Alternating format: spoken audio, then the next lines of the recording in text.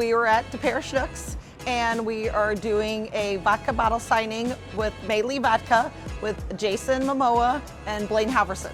Jason Momoa has been in many movies. He has been in Aquaman, Game of Thrones, Fast and the Furious, so lots of different things. He's definitely a A-list celebrity.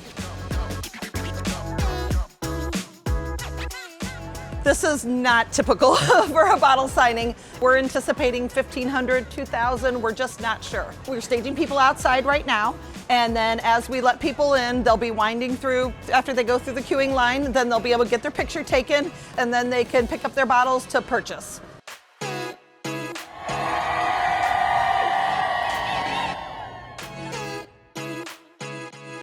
We got here at 6 a.m. We just waited until it was time to get up there, and we're third in line.